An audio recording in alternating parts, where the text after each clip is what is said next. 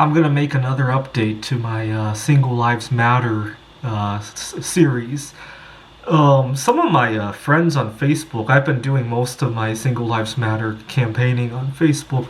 Some of my friends on Facebook think I'm doing this because I'm bitter about being single, and that is quite far from the truth. I love every day that I'm single, and I think that it is very liberating to wake up and realize that anywhere I want to go, whatever I want to do on my free time is all mine, right? The last thing I want to do is to leave work and then have another person to report to. I really feel I've been completely freed of that ever since I broke up with my girlfriend. Wow, this was 7 months ago now.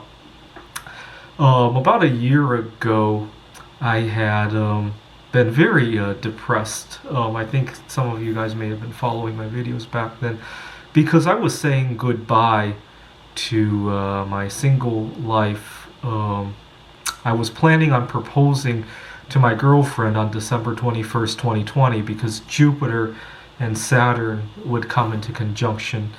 And so I remember thinking it was only a little bit over a year left, and I frantically checked off all of the things I wanted to do as a single guy. I went to see Toy Story 4. That was like the pinnacle of the solo sexual date that I went on. I went to see, what happened last year? Oh, there was a lunar eclipse in January. I remember there were a few other big space events. I can't seem to recall now. Well, Jupiter and Saturn were always very close these last few years, and then they came into opposition, which made it easier to see. There were a few meteor showers, and obviously I live in the Northwest, where we have a lot of wildfires, and I love taking good pictures of wildfires. I'll literally go out of my way to chase some of these events, and sometimes my family gets very nervous about me going around chasing bad weather. I just love getting those photographs, and if I get hurt doing it, that's just part of the cost of doing what you love. I don't think my family accepts that concept, though, so that's very tricky. I always end up having to do it first before I could go tell my family what I've done and show them nice photographs. And but I knew once I got married, if my family is already, my parents and my grandparents and my aunts and uncles are already this nervous about me doing that, I can't do that with my wife and my kids, especially with kids, right? If I have to take care of them, right? And I thought all that was coming to an end, so I was frantically checking off one at a time. To give you an idea of how frenzied I became at checking off everything one by one, last year I took 2 trips to Asia. I went to Macau for a computer Olympiad, and then I went to Taipei for another conference and to see my grandparents. And I was actually thinking about, in January, we had a lunar eclipse, but it was only visible in the Eastern Hemisphere. And I went online to look for a ticket to Warsaw.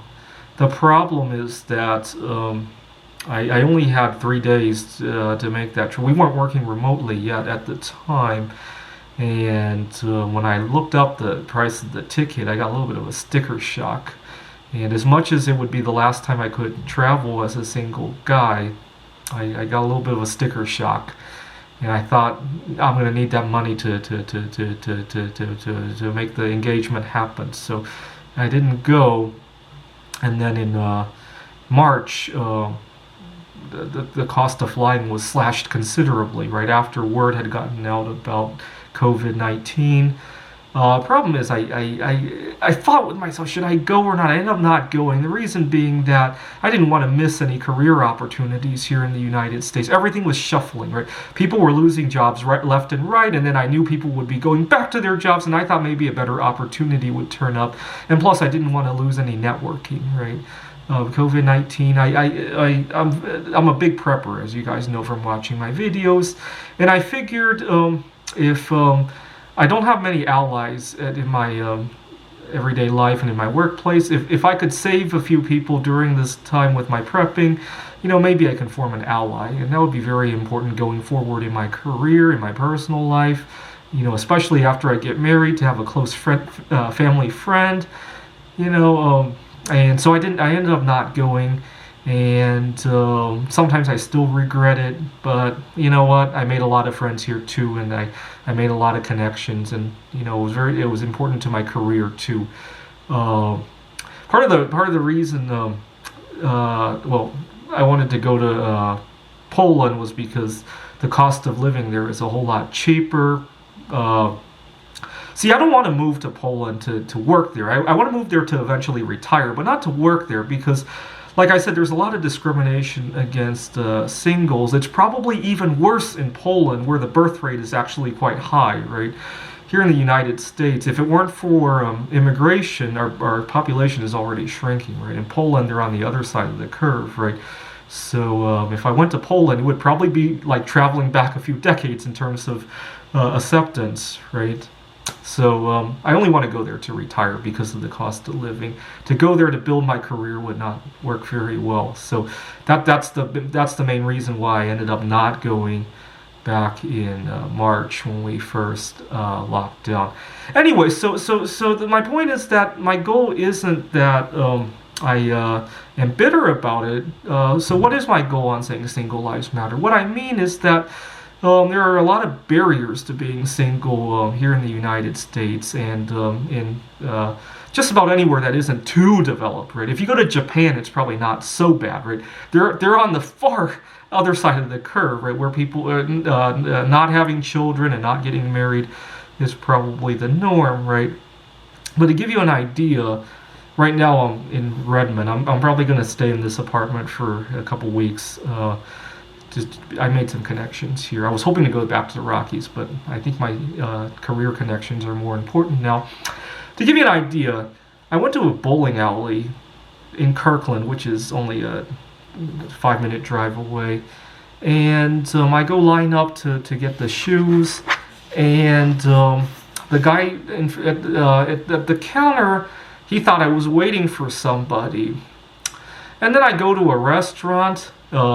Last Valentine's Day I had a pretty good time, but a couple Valentine's days ago, when I was still nervous about my single life coming to an end and I was just enjoying every little moment being single, last Valentine's Day the waiter just treats me like a second-class citizen, right? My table always gets the lowest priority.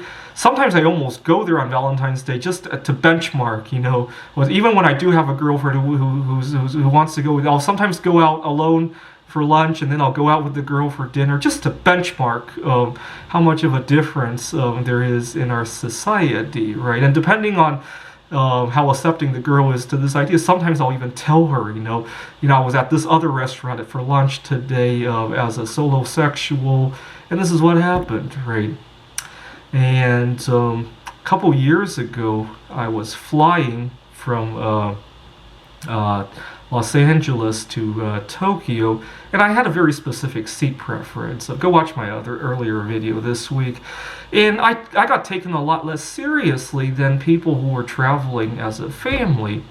And when I went online to complain about this, I noticed other people had already complained, but not because they were single. It was because a couple of couples complained because they were LGBTQ or something like that, and they complained that their seat preferences, wanting to sit together, didn't get taken as seriously as your straight couples, right? Every time I see LGBTQ, I'm tempted to add an S to it and reply back, you forgot the S. And then people ask, well, sometimes people understand what it means, but when people ask me, sometimes I clarify as well.